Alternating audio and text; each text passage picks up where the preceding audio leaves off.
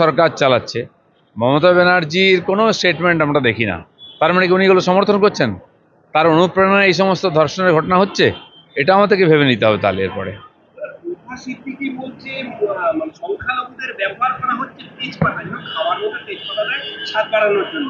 আবার ইব্রাহিম সিদ্দিকী বলছে চায়ের ভাঁড়ের মতো, মানে চাকে না, আমি বলছি এই যে নেতারা মুসলমানদের, যারা এতদিন মুসলমানদেরকে ঠিকা নিয়েছিলেন, মুসলমানদের ভোটের এরা হচ্ছেন এজেন্ট, টিএমসি সিপিএম কংগ্রেসকে বারবার জিতিয়ে নিয়ে এসছেন।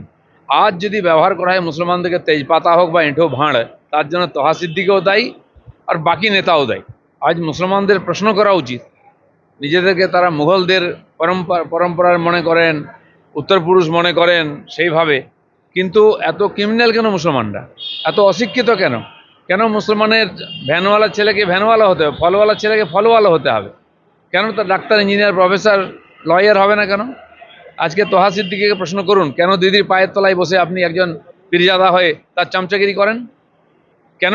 আর আজকে কালকেও হয়েছে, আমি যেখানে থাকি ভাঙড়েতে বোমবাজি হচ্ছে, মরছে। কে বোম মারছে আর কে মরছে, কে জেলে যাচ্ছে, সব মুসলমান। তার জন্য বিজেপি দায়ী নেই কমপক্ষে। আর ওই পরিপ্রেক্ষিতে নওশাদ সিদ্দিকী বলছে যে বিজেপির জুজু দেখিয়ে সংখ্যালঘুদের ভোট হাতিয়ে নিচ্ছে। নওশাদ সিদ্দিকী না, নওশাদ সিদ্দিকী কার ভয় দেখিয়েছে?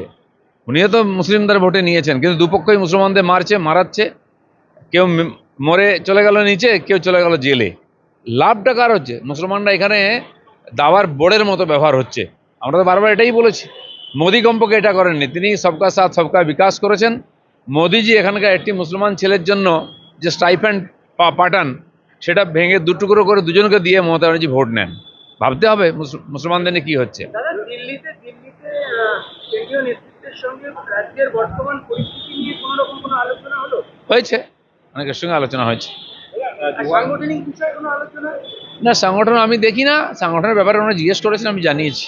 2019 সালে 8ই জুন যে ভাঙ্গিপাড়ায় যে 3 জন বিজেপি কর্মী খুন হয়েছিল, পাশাপাশি একজন তৃণমূল কর্মীও খুন হয়েছিল।